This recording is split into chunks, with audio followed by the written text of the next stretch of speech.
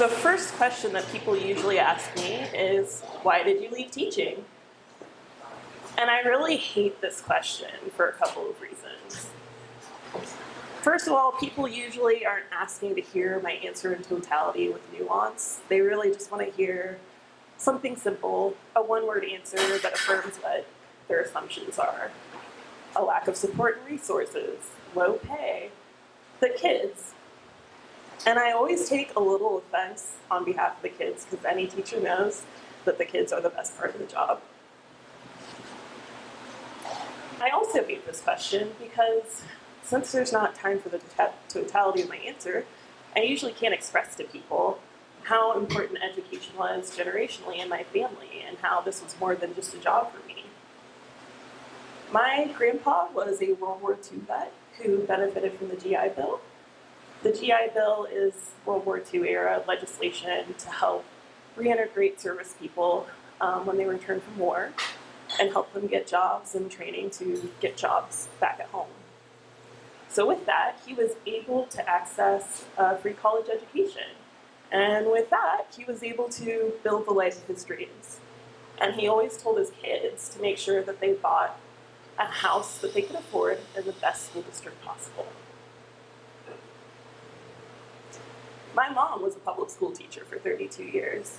And for as long as I can remember, she always had 2 additional part-time jobs. And she made the sacrifice for us so that she could afford a house and a school district that she thought would give my sisters and I the best shot at being college ready.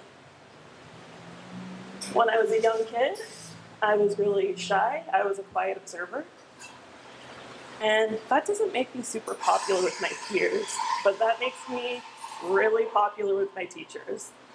So suddenly, the weird, shy, quiet kid has a reason to be accepted and praised instead of rejected.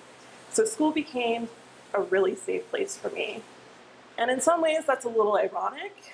One of the first major world events I can remember is the Columbine shooting.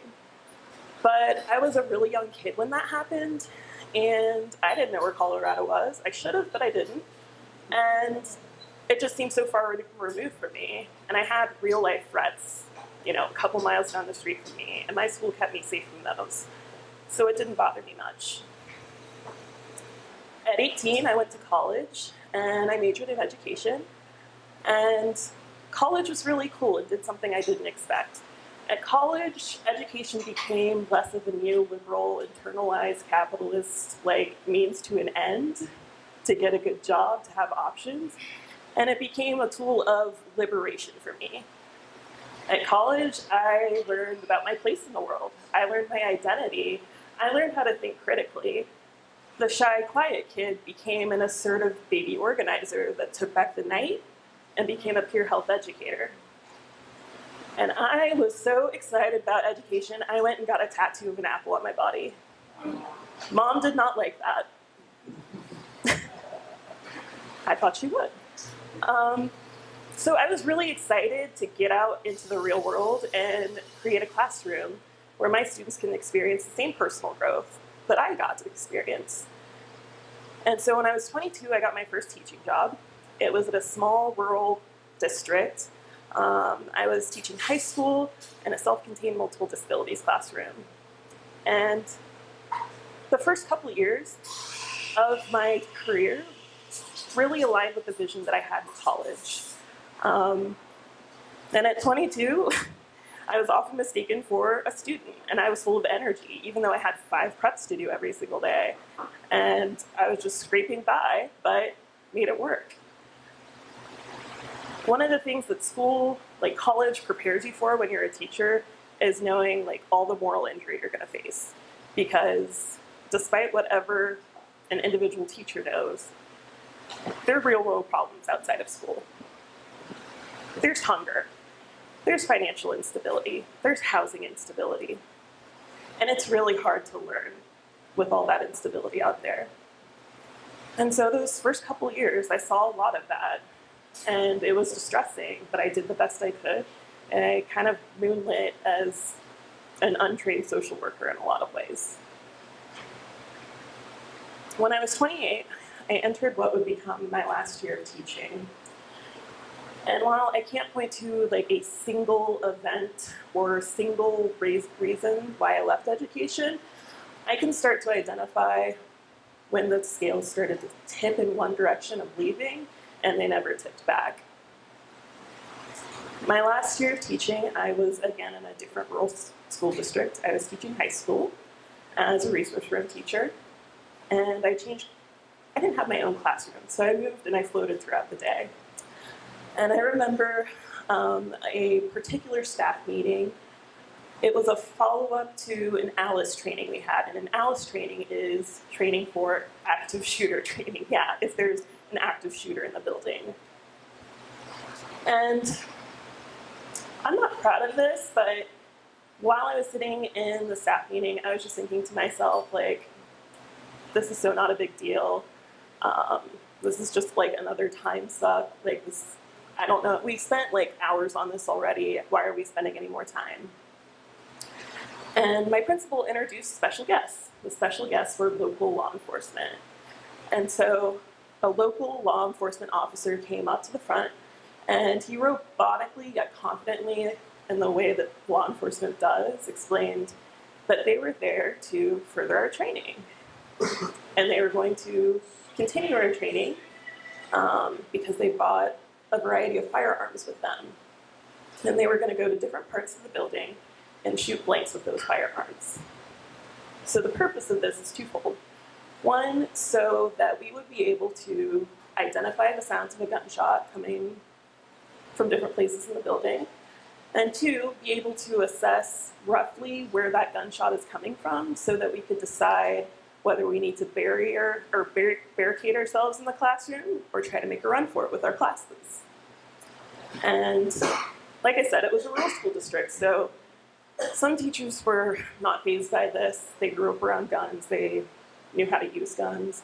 There were some colleagues that were whispering to each other, clearly nervous, tapping their feet, twirling their lanyards around their fingers. And again, I was just annoyed.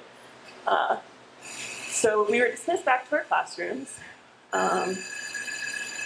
My class was in the very east side of the building.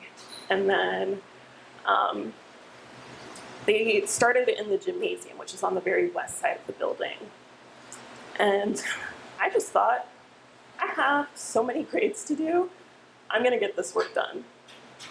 They can shoot their guns, but I'm going to get my work done. Our principal gets onto the intercom and tells us law enforcement is in front of the gymnasium. And then I hear a series of shots.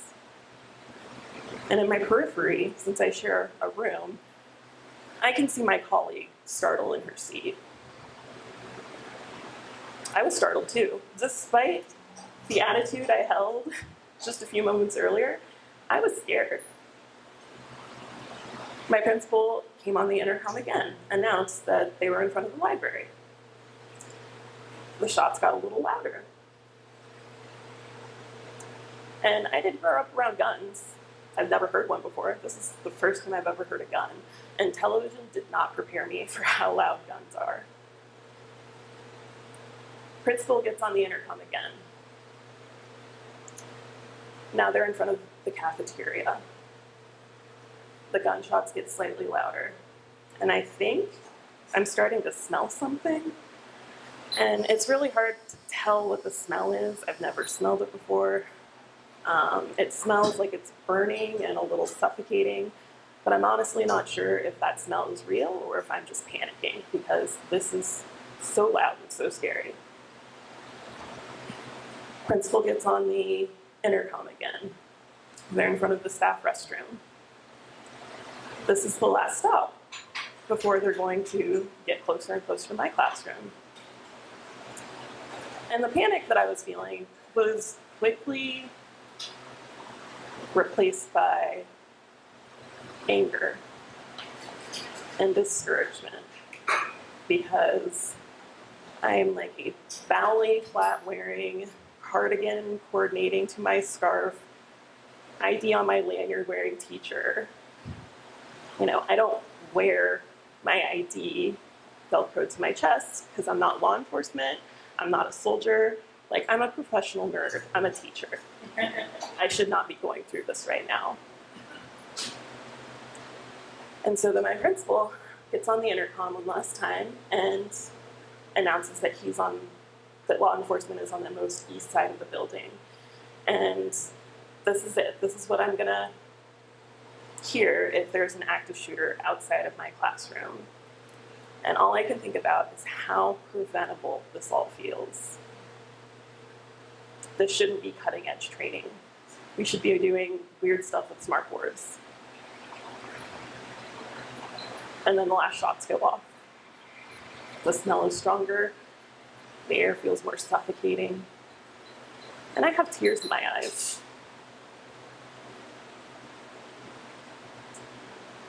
I resigned from teaching that spring, and I felt so much guilt.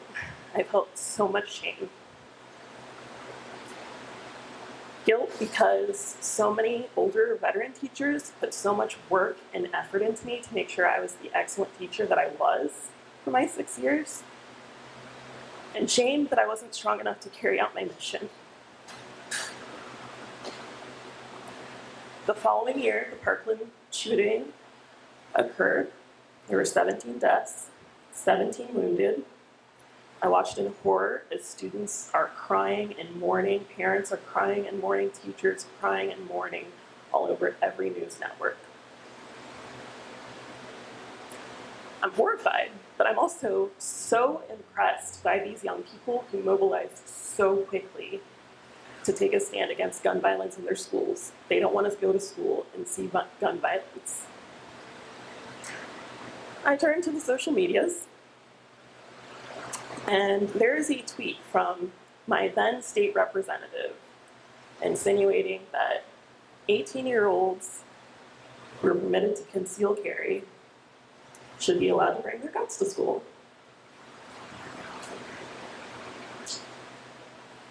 And a lot of my guilt and shame subsided.